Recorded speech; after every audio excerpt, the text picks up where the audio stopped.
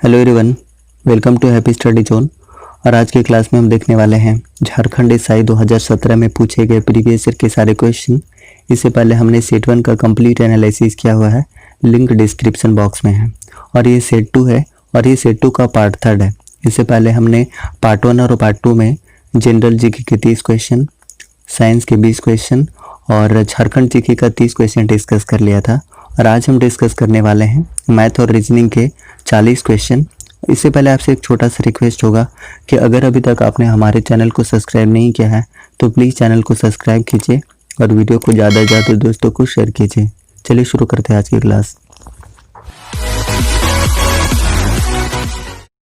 Next अब यहाँ से मैथ का क्वेश्चन शुरू हो जाता है और पहला क्वेश्चन है, if the selling price of a car is 5/4 times of its cost price, then find percentage profit or loss। किसी कार का विक्रय मूल्य उसके क्रय मूल्य का 5/4 गुना हो तो प्रतिशत लाभ या हानि पूछा हुआ है।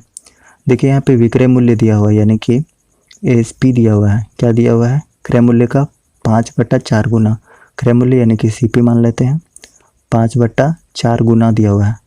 अब देखिए अगर ये सीपी नीचे आ जाएगा तो यहाँ पे देखिए अब सीपी का वैल्यू कितना हो गया 4 और यहाँ एसपी यानी विक्रय मूल्य का वैल्यू कितना हो गया 5। कितने का प्रॉफिट हो रहा है? देखिए 4 में खरीदा और 5 में बेच दिया, यानी कि प्रॉफिट हो रहा है 1 का। कितने पे हो रहा है? 4 पे हो रहा है। हमेशा हम प्रॉफिट या लॉस परसेंटेज किस पे फाइंड करते हैं? सीपी पे करते हैं। और सीपी का वैल्यू कितना दिया हुआ है? 4, यानी कि क्रय मूल्य का वैल्यू 4 दिया हुआ है। अब क्या करेंगे? बस परसेंटेज निकाल लेंगे। तो परसेंटेज कितना आ जाएगा कैंसिल करने के बाद? 25%, यानी कि ऑप्शन नंबर 1 इसका करेक्ट आंसर हो जाएगा। ठीक, नेक्स्ट क्वेश्चन नंबर 2, 7 लड़कियों का औसत आयु दिया हुआ है 14 वर्ष और जब एक शिक्षक की आयु को शामिल कर लिया जाता है तो उसका औसत आयु कितना हो जाता है? 18 वर्ष हो जाता है। तब पूछा हुआ है शिक्षक का आयु। बहुत ईजी क्वेश्चन है। देखिए 7 लड़कियों का औसत आयु 14 वर्ष दिया हुआ है तो 7 लड़कियों का योग कितना हो जाएगा? 14 से 98 हो जाएगा। ठीक है, उसके बाद शिक्षक के आयु को शामिल कर लिया जाता है। मान लेते हैं शिक्षक का आयु x है। अब देखिए टोटल 6 लड़कियां थीं और एक टीचर आ गए तो टोटल कितने लोग हो गए? 7 और 1 8 लोग हो गए। और जब 8 लोग हो गए तब उसका औसत कितना हो जाता है? 18 वर्ष हो जाती है। ठीक है, उसके बाद अब क्या करना है? सिर्फ x का वैल्यू फाइंड आउट करना है। तो x का वैल्यू कैलकुलेट कर लेंगे, आंसर आ गया। तो 18 8 कितना होता है? 144।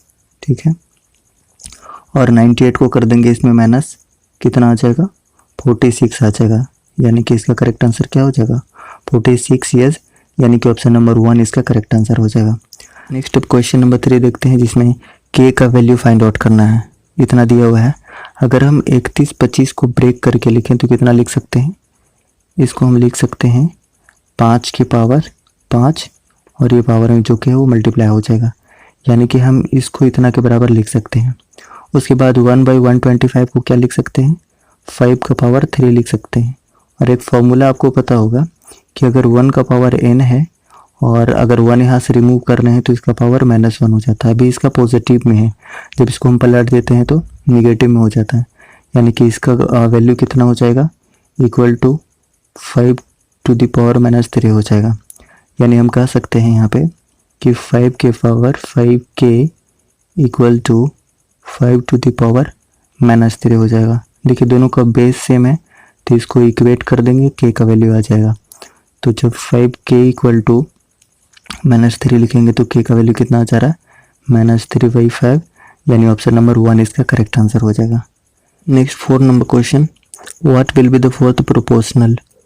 चतुर्थ समानुपाती क्या होगा ये निकालना है। देखिए चतुर्थ समानुपाती निकालने के लिए क्या करते हैं कि जो संख्या दिया हुआ है इसको लिख लेते हैं 4/8 इक्वल टू 12/x मान लेते हैं। फोर्थ प्रोपोर्शनल x मान लिया। अब उसके बाद इसको कैलकुलेशन कर देते हैं, कितना हो जाएगा? 3 बार में, और ये 8 3 24 हो जाएगा, यानी ऑप्शन नंबर 1 इसका करेक्ट आंसर हो जाएगा। Next 5 number question. अब देखिए 5 नंबर क्वेश्चन में क्या है? x y के डायरेक्टली प्रोपोर्शनल है, यानी कि समानुपाती है। x का वैल्यू 3 दिया हुआ है, y का वैल्यू 6 दिया हुआ है। अगर y का वैल्यू 12 होगा तब x का वैल्यू क्या होगा? तो देखिए y का वैल्यू यहाँ पे कितना दिया हुआ है? 6 दिया हुआ है। 6 से अगर ये 12 हो जाता है तो कितना गुना है? 2 गुना है। तो x का वैल्यू भी कितना हो जाएगा? 2 गुना हो जाएगा। तो 3 का 2 गुना कितना हो जाएगा? 6 इसका करेक्ट आंसर हो जाएगा 6, यानी कि ऑप्शन नंबर 1 इसका करेक्ट आंसर हो जाएगा। नेक्स्ट क्वेश्चन नंबर 6, ये पार्टनरशिप का क्वेश्चन है। राज और आदित्य ने क्रम से 24,000 रुपये और 52,000 रुपये का निवेश किया। 4 वर्ष के अंत में उन्हें 38,000 रुपये कुल लाभांश मिला। राज का हिस्सा कितना होगा लाभांश में से, वो फाइंड आउट करना है। देखिए राज का और आदित्य का दोनों का हम प्रॉफिट रेशियो पहले निकाल लेते हैं। तो 24,000 और 52,000 दोनों अलग अलग राशि क्या करता है, 4 साल के लिए निवेश करता है। तो चलिए इसका प्रॉफिट का रेशियो निकालते हैं। तो 24,000 कितने साल के लिए, 4 साल के लिए, तो 4 से मल्टीप्लाई हो जाएगा। और उसके बाद ये 52,000 रुपये कितने साल के लिए, ये भी 4 साल के लिए। अब देखिए 4 से 4 कैंसिल, 3 जीरो से 3 जीरो कैंसिल। अगर इसको हम 4 से कैंसिल करें तो 6 बार में और ये 13 बार में। तो दोनों का रेशियो कितना आ गया, 6:13 आ गया। ठीक है, ये राज का है और ये आदित्य का है। निकालना किसका है, राज का निकालना है, यानी कि 6 बाई टोटल 19 हो जाएगा। ठीक है, 6 बाई 19 हो जाएगा। टोटल लाभांश कितना दिया हुआ है, 38। बस कैलकुलेट कर लेंगे, 38,000 रुपये कितना बार में जाएगा, ये 2 बार में चला जाएगा। कितना जीरो होगा, 3 जीरो, यानी कि 12,000 रुपये इसका करेक्ट आंसर हो जाएगा, ऑप्शन नंबर 1। नेक्स्ट है 7 नंबर क्वेश्चन। इसमें क्या दिया हुआ है कि साधारण ब्याज का वार्षिक दर यानी कि रेट दिया हुआ है, जो कि 6% से 17/2% हो जाने पर किसी व्यक्ति की वार्षिक आय कितना बढ़ जाता है, 850 बढ़ जाती है। ठीक है, तो उनकी वार्षिक आय क्या होगी ये निकालना है। ये भी बहुत इजी क्वेश्चन है।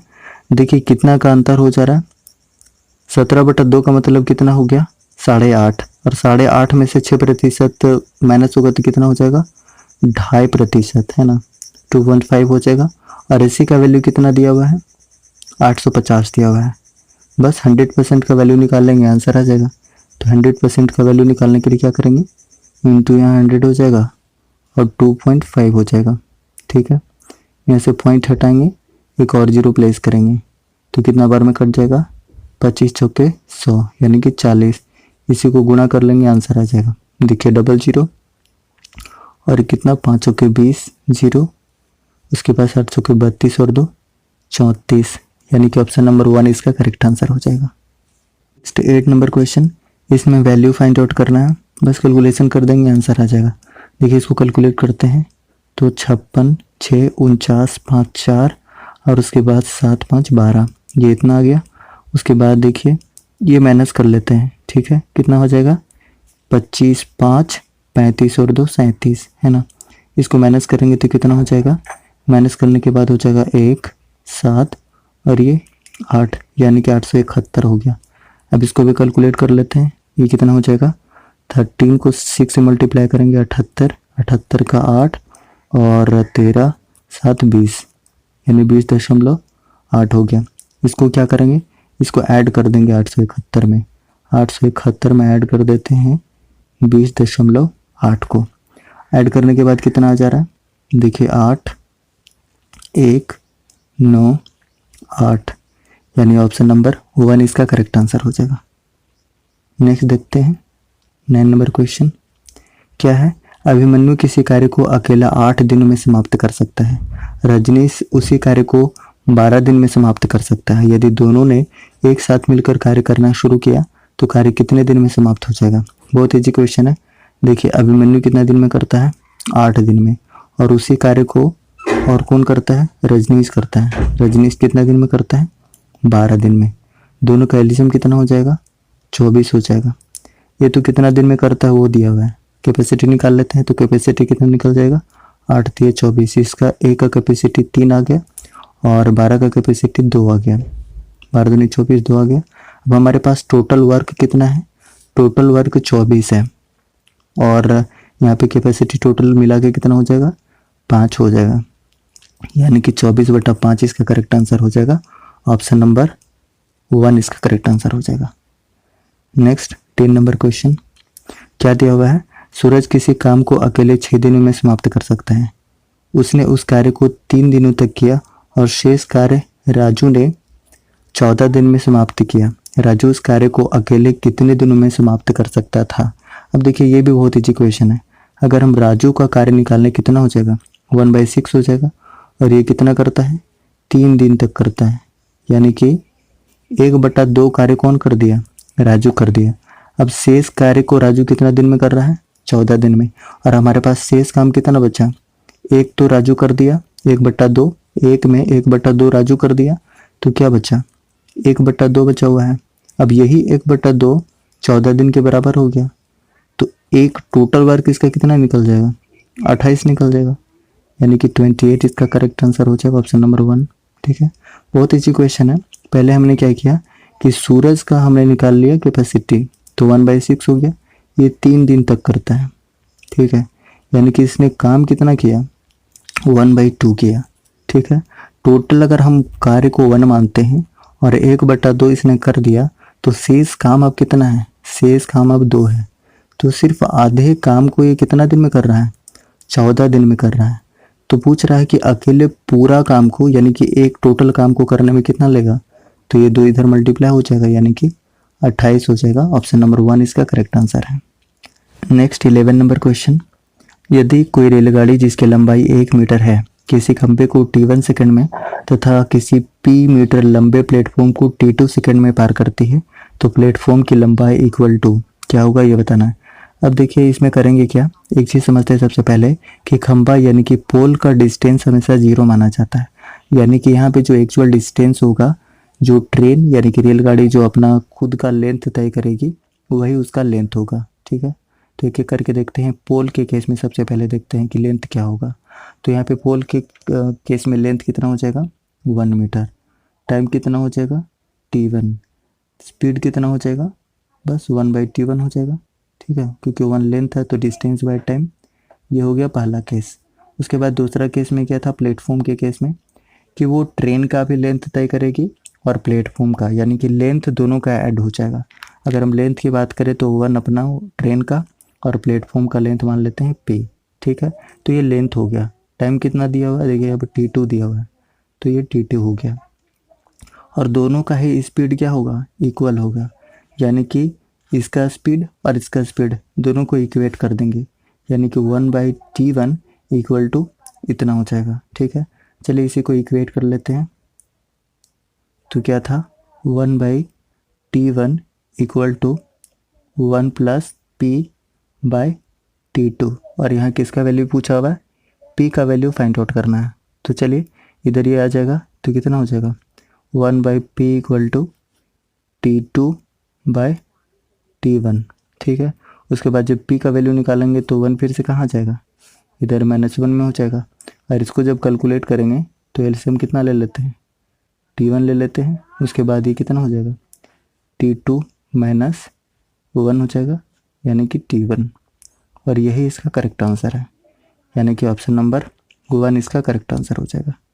ठीक है, नेक्स्ट देखते हैं 12 नंबर क्वेश्चन। यहाँ पे दिया हुआ है, यदि धारा के अनुदिश एक नाव की चाल 18 किलोमीटर पर घंटा है तथा धारा के विपरीत नाव की चाल 12 किलोमीटर पर घंटा हो, तो धारा की चाल क्या होगा। तो धारा की चाल निकालना है, यानी कि अगर हम बात करें डाउन स्ट्रीम की, तो डाउन स्ट्रीम स्पीड दिया हुआ है बोट का 18 किलोमीटर पर आवर।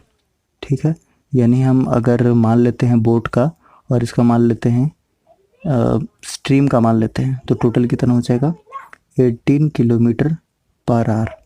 ठीक है, उसके बाद देखिए अप स्ट्रीम में, यानी कि नाव की विपरीत दिशा में कितना हो जाएगा, V - U हो जाएगा।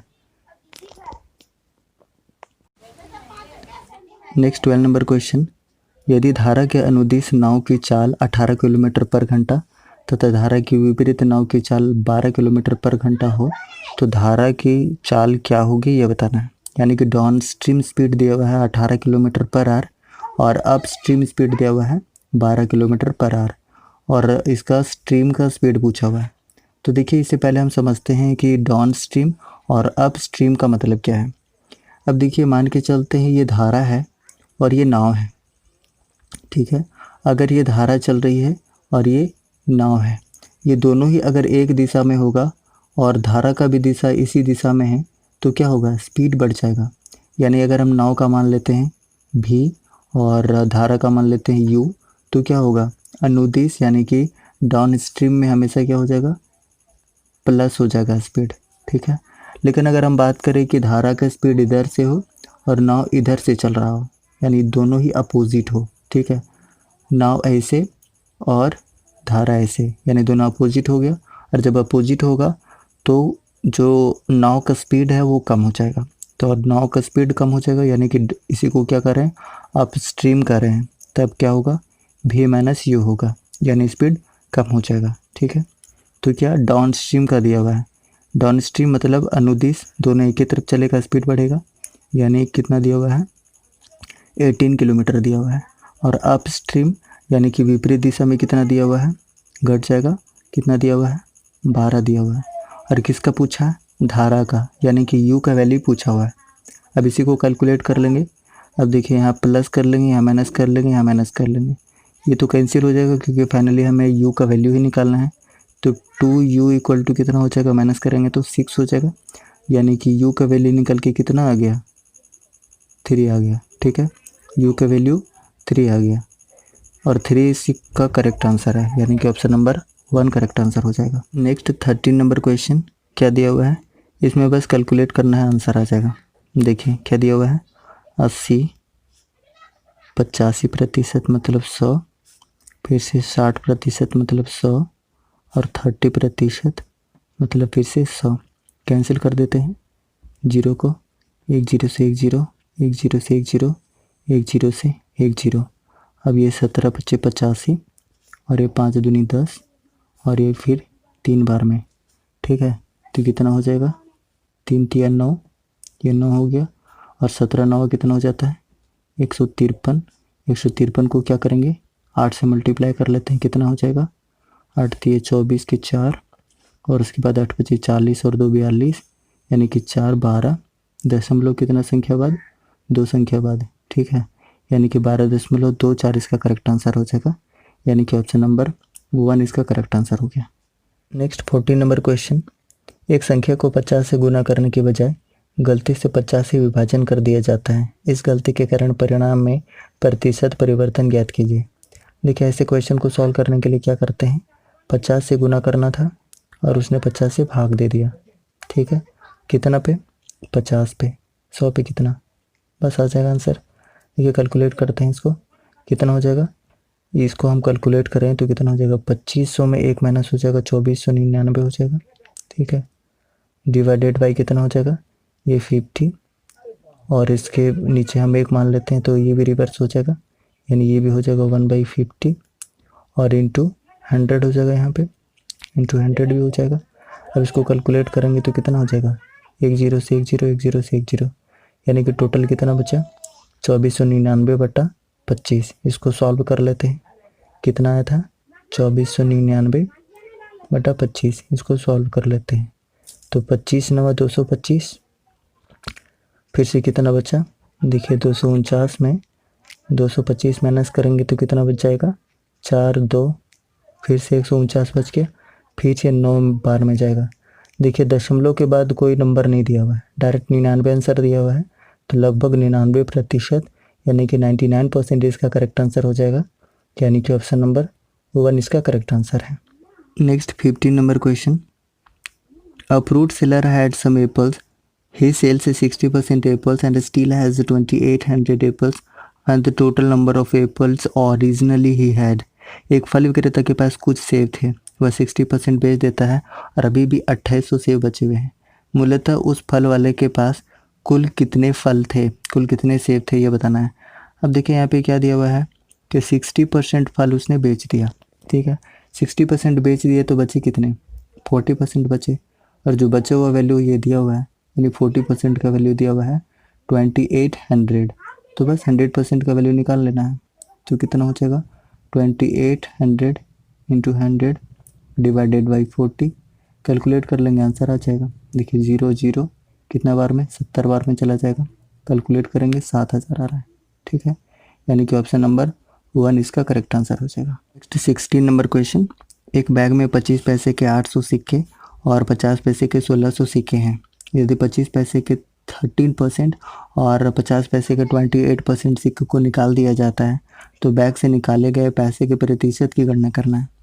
अब देखिए ऐसे क्वेश्चन को सॉल्व करने के लिए क्या करते हैं, ये देखिए 25 पैसे के 800 सिक्के हैं, तो टोटल कितने पैसे हो जाएंगे, तो 25 8 200 यानी कि टोटल 20,000 पैसे हो जाएंगे। उसके बाद 50 पैसे के 1600 सिक्के हैं, तो कितना हो जाएगा, 16 5 80 यानी टोटल 80,000 पैसे हैं। अब इसमें दिया है कि 13% जो 25 पैसे के सिक्के हैं वो निकाल दिया जाता है। तो अगर हम बात करें 20,000 का 13% कितना हो जाएगा, 2600 2600 हो जाएगा। और 80,000 का अगर हम 28% निकालेंगे तो कितना हो जाएगा, ये टोटल हो जाएगा, ये 2 0 से 2 0 कैंसिल हो जाएगा, कितना हो जाएगा 64 4 और 8 दूनी 16 और 6 22 और यहाँ डबल 0 यानी कि 22,400 ये निकल गया और 2600 ये निकल गया। टोटल ऐड करेंगे तो कितना हो जाएगा, टोटल देखिए टोटल निकल के कितना आ जाएगा 25, ठीक है, यानी कि ये टोटल 25,000 जो पैसे हैं वो निकाले गए। टोटल कितना है, ये देखिए टोटल 1 लाख है, यानी कितना जीरो हो जाएगा, 1 लाख में कितना जीरो हो जाएगा, टोटल 5 जीरो हो जाएगा, 1 2 3 4 5 जीरो हो जाएगा। तो अगर हम बात करें तो यहाँ पे कितना हो गया 25,000 और 20,000 और 80,000 कितना हो गया 1 लाख, यानी कि यहाँ 5 जीरो हो जाएगा और उसके बाद मल्टीप्लाई कर देंगे 100 से, ठीक है। परसेंटेज निकालने के लिए 3 0 से 3 0 कैंसिल, 2 से 2 0 कैंसिल, कितना बचा 25, तो 25% करेक्ट आंसर हो जाएगा option number 1। Next 17 number question, एक ताश की गड्डी से 5 पत्ते खींचे गए, 3 लाल पत्ते और 2 काले पत्ते आने की क्या संभावना है। तो ये प्रोबेबिलिटी निकालना है और प्रोबेबिलिटी क्या होता है, टोटल पॉसिबल ऑब्जर्वेशन को ऊपर रखते हैं और टोटल ऑब्जर्वेशन को नीचे रखते हैं। जो टोटल पॉसिबल होता है ऊपर में और टोटल ऑब्जर्वेशन नीचे में, ठीक है। तो हमारे पास टोटल कार्ड कितना होता है, टोटल 52 कार्ड होता है, जिसमें से कितना निकालना है 3 और 2 5 निकालना है, ठीक है। उसके बाद क्या कर रहा है कि जो ब्लैक है, अब देखिए टोटल कार्ड कितने होते हैं 52, जिसमें से 26 होते हैं रेड और 26 होते हैं ब्लैक।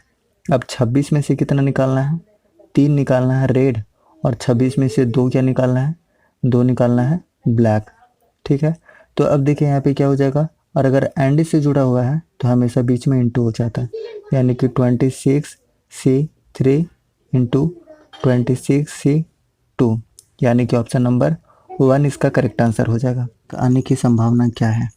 अब देखिए ऐसे क्वेश्चन को सॉल्व करने के लिए क्या करते हैं, यहाँ पे देखिए 2 पासा दिया हुआ है और पासा में टोटल कितने फेसेस होते हैं, टोटल फेस होते हैं 6 और यहाँ पे बोल दिया है कि 3 से बड़ा अंक आने की क्या संभावना है।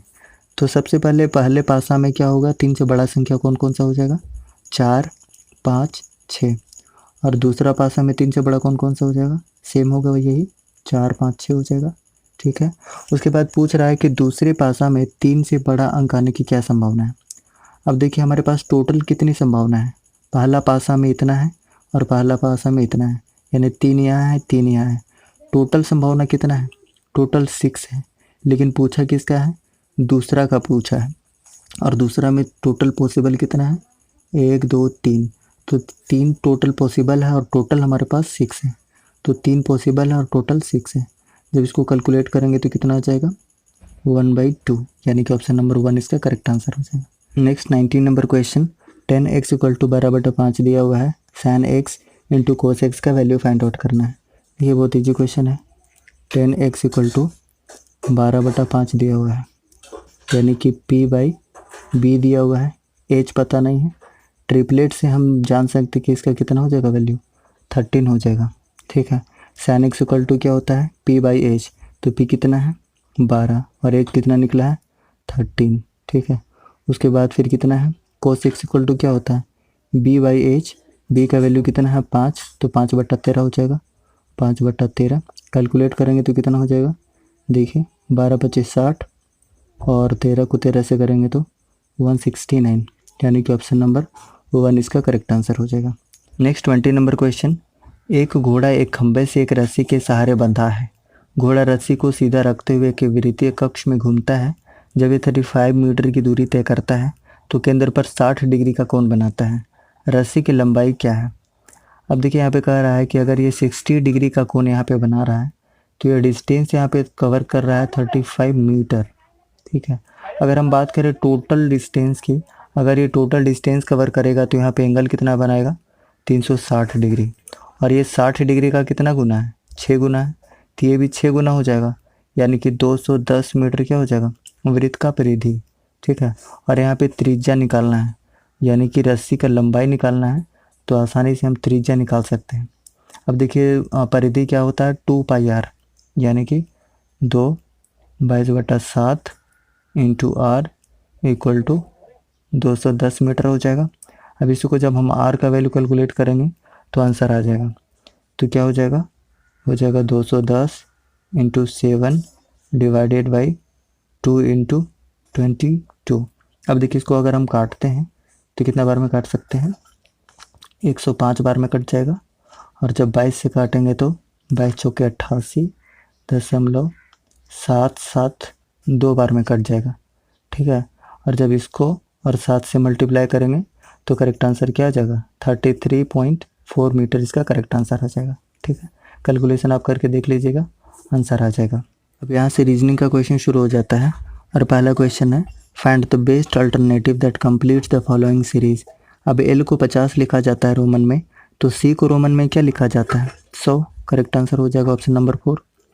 दूसरा नंबर क्वेश्चन, जया एक बड़ा घन लेती है जिसके सभी पक्ष हरे रंग से रंगे हुए हैं, फिर वह बड़े घन को सतह छोटे समान आकार के घनों में काट देती है, तो ऐसे कितने घन होंगे जिसका कोई भी पक्ष रंगा हुआ नहीं होगा। देखिए इस घन को अगर हम सतह छोटे आकार में काटेंगे तो जो सबसे बीच वाला पार्ट होगा ना वो किसी भी पक्ष से रंगा हुआ नहीं होगा, यानी कि सिर्फ एक ही ऐसा घन होगा जो किसी भी पक्ष से रंगा हुआ नहीं होगा, यानी कि ऑप्शन नंबर 3 इसका करेक्ट आंसर हो जाएगा। एक क्वेश्चन नंबर 3, रोहन एक साधारण घन के साथ खेल रहा है और उस स्थान पर नंबर 5 पाता है जो ऊपर की तरफ से सामना कर रहे पक्ष के ठीक विपरीत है। वह संख्या क्या है जो रोहन को ऊपर की तरफ से सामना करते हुए पक्ष पर है। तो देखिए यहाँ पे साधारण घन है ना, यानी कि ऑर्डिनरी क्यूब है, तो उसमें क्या होता है दोनों का सम होना चाहिए 7 के बराबर, तो ये 5 है, तो करेक्ट आंसर क्या हो जाएगा 2 हो जाएगा, ऑप्शन नंबर 4 करेक्ट आंसर हो जाएगा। Next question number 4, arrange the following in the logical sequence. Logical sequence में करना है, तो सबसे पहले क्या हो जाएगा यहाँ पे देखिए सबसे पहले होता है एग, तो ऑप्शन बी हो जाएगा। उसके बाद दूसरे नंबर पे होता है लार्वा, यानी कि डी, और उसके बाद होता है प्यूपा। प्यूपा क्या होता है जस्ट ये डेवलपमेंट के पहले वाला स्टेज होता है, तो उसके बाद ए हो जाएगा, और लास्ट में ये फाइनली बटरफ्लाई बन जाता है, यानी कि सी। बी डी ए सी इसका करेक्ट आंसर हो जाएगा, बी डी ए सी, यानी कि ऑप्शन नंबर 4 इसका करेक्ट आंसर है। Next 5 number question, arrange the following in a logical sequence. ठीक है, लॉजिकल अनुक्रम में इसको व्यवस्थित करना है। तो देखिए सबसे पहले क्या होता है हाइपोथेसिस होता है, यानी कि सबसे पहले किसी चीज़ की परिकल्पना होती है, उसके बाद फिर प्रश्नावली यानी कि क्वेश्चनायर चलता है, उसके बाद फिर उस चीज़ का होता है एनालिसिस, और उसके बाद दिया जाता है थेसिस, यानी कि फाइनल सिद्धांत दिया जाता है जो प्रमाणित होता है। तो इसके अनुसार क्या हो जाएगा, सबसे पहले हो जाएगा हाइपोथेसिस, उसके बाद हो जाएगा डी यानी कि क्वेश्चनायर, उसके बाद फिर क्या हो जाएगा एनालिसिस यानी कि सी, और उसके बाद ए हो जाएगा, यानी कि बी डी सी ए। बी डी सी ए कौन से ऑप्शन में है, ऑप्शन नंबर 4 इसका करेक्ट आंसर हो जाएगा। नेक्स्ट 6 नंबर क्वेश्चन, एक कोड भाषा में LBC को 2 के रूप में लिखा जाता है और XDF को 1 के रूप में लिखा जाता है, तो TAD एक ही भाषा में कैसे लिखा जाएगा। अब देखिए इसका लॉजिक क्या है, इसका लॉजिक ये है कि देखिए L का कितना होता है 12, B का कितना होता है 2 और C का कितना होता है 3। क्या किया है 2 और 3 को मल्टीप्लाई किया और इससे भाग दे दिया, तो कितना बार में किया 2 बार में, तो इस हिसाब से यहाँ पे ये 2 लिखा हुआ है। ठीक है, अच्छा उसके बाद फिर इसमें हम देखें तो क्या किया है, X का होता है 24, D का होता है 4 और F का होता है कितना 6, तो फिर से ये दोनों को मल्टीप्लाई कर दिया और जो पहला वाला था उसे डिवाइड कर दिया, तो 24 को 24 से भाग देंगे तो कितना आ जाएगा, इसलिए इसको 1 लिखा हुआ है। उसी तरीके से इसमें भी करेंगे, T का कितना होता है, T का होता है 20, A का कितना होता है 1 और फिर D का कितना होता है 4, तो ये दोनों को मल्टीप्लाई किया और 4 से डिवाइड कर दिया, तो करेक्ट आंसर कितना हो जाएगा 5 इसका करेक्ट आंसर हो जाएगा, यानी कि ऑप्शन नंबर 4। नेक्स्ट है 7 number question. Raju ranks 18 in a class of 50 students, what is his rank from the last. Raju 50 छात्रों की कक्षा में 18वें स्थान पर है, तो अंतिम स्थान से उसका रैंक क्या है। देखिए रैंक के क्वेश्चन को सॉल्व करने के लिए आपको एक चीज़ समझना पड़ेगा पहले, कि मान के चलिए ये एक रो है जिसमें टोटल संख्या 50 है, ठीक है। अगर इधर से ये 18वें नंबर पर है तो लास्ट से कितना होगा। तो आप देखिए कि इधर से अगर हम काउंट करते हैं तो ये पोजीशन, और इधर से भी काउंट करते हैं तो ये पोजीशन, यहाँ पे ये पोजीशन डबल आ जाएगा, ठीक है। तो हम क्या करेंगे कि 50 में से 18 माइनस नहीं करेंगे, बल्कि एक कम माइनस करेंगे, क्योंकि 2 बार यहाँ पे काउंट हो जा रहा है। अगर इधर से काउंट कर रहे हैं तो यही व्यक्ति है, और इधर से काउंट कर रहे हैं तो फिर इसी व्यक्ति पर लास्ट होता है, यानी कि एक माइनस करेंगे तो 17 घटाएंगे 50 में से, ठीक है।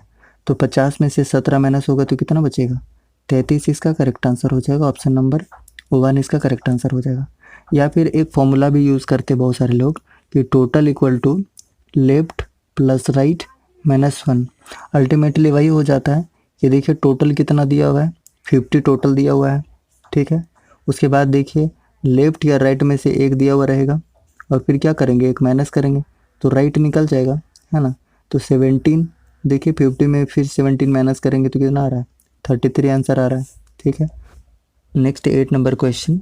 32 छात्रों की कक्षा में राजू और आकाश शीर्ष से क्रमशः 7वें और 11वें स्थान पर हैं।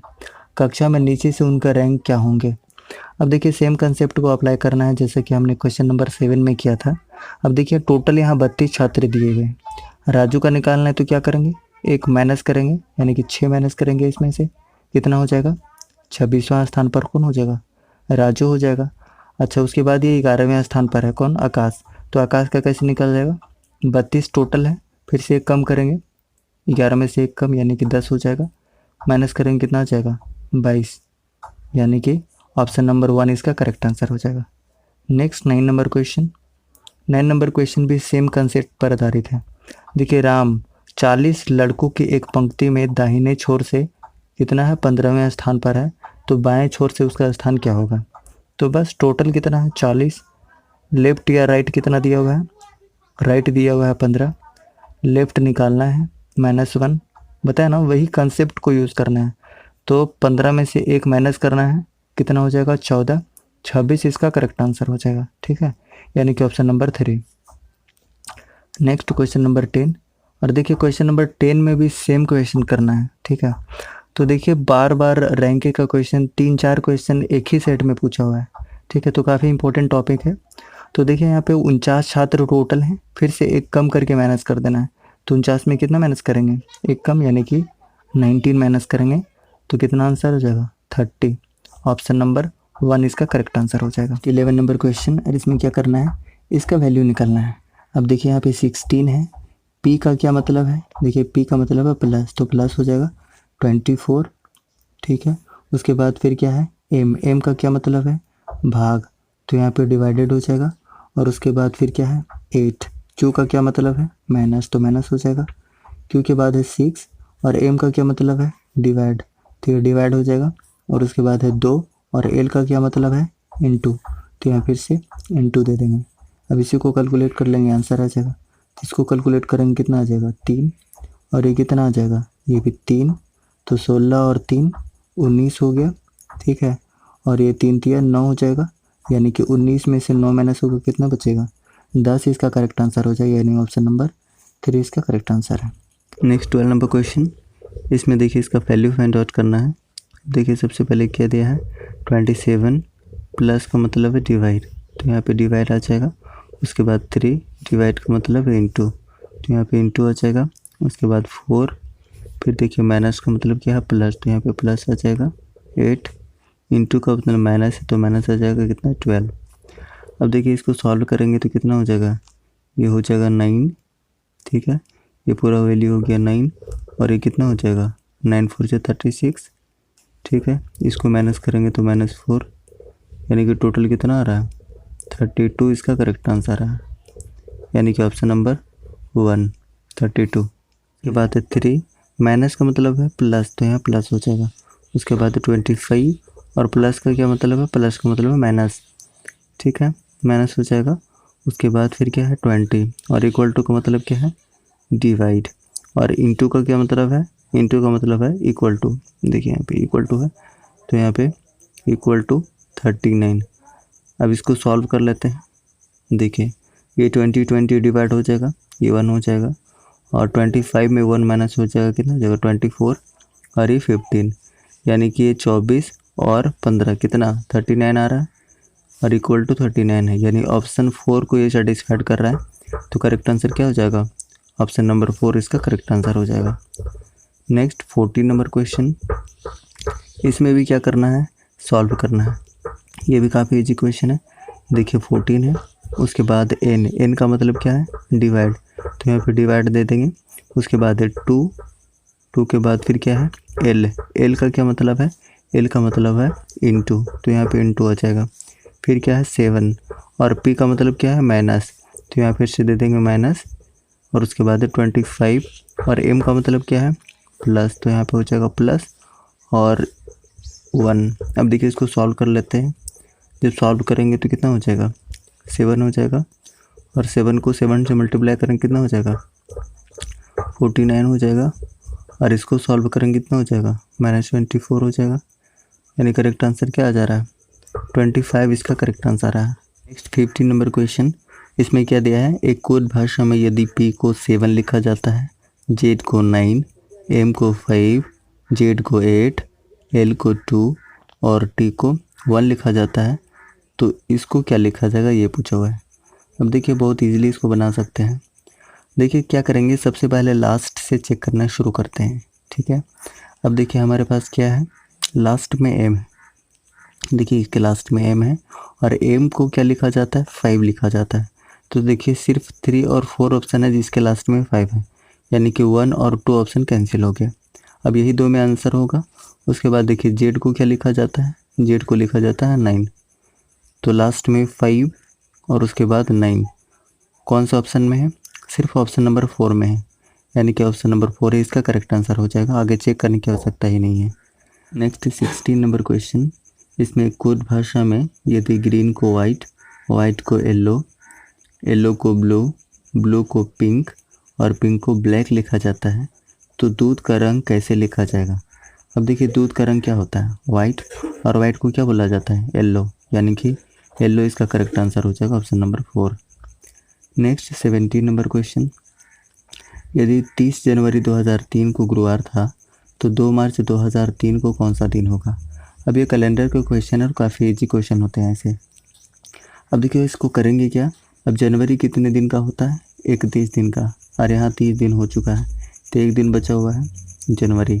फरवरी कितने दिन का होता है, या तो 28 या तो 29, लेकिन यहाँ पे 2003 है तो हम 29 नहीं ले सकते हैं, 29 हमेशा लीप ईयर में लेते हैं और 2003 लीप ईयर नहीं है, यानी कि इसका कितना लेंगे 28 लेंगे, ठीक है। ये जनवरी हो गया, फरवरी हो गया, मार्च में कितना है सिर्फ 2 है तो 2 ले लेंगे, ठीक है। उसके बाद इसको 7 से डिवाइड कर देंगे तो कितना हो जाएगा 28, तो 31 को 7 से जब डिवाइड करेंगे तो रिमाइंडर कितना आ रहा है, यानी कि शेषफल कितना आ रहा है 3 आ रहा है, ठीक है। गुरुवार से 3 आगे बढ़ जाएंगे, गुरुवार, शुक्रवार, शनिवार, रविवार, यानी कि इसका ऑप्शन नंबर 4 करेक्ट आंसर हो जाएगा रविवार। नेक्स्ट 18 नंबर क्वेश्चन, इसमें क्या दिया है, अगर 5 से 85 की संख्या जो 5 से पूर्णतः विभाजित होती है को अवरोही क्रम में रखा जाता है, तो शीर्ष से 11वें स्थान पर कौन सी संख्या आएगी। तो देखिए बहुत ईजी है ऐसा क्वेश्चन।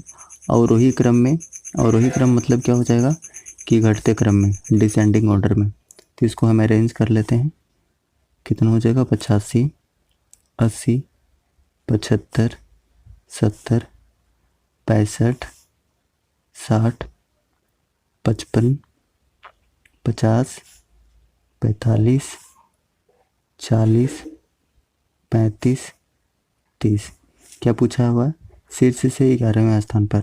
अब हम शीर्ष से 11वें स्थान पर देखते हैं कौन सा है, पहला, दूसरा, तीसरा, चौथा, 5वां, छठा, 7वां, 8वां, 9वां, 10वां, ये रही 11वां, यानी कि 35 करेक्ट आंसर हो जाएगा ऑप्शन नंबर 1।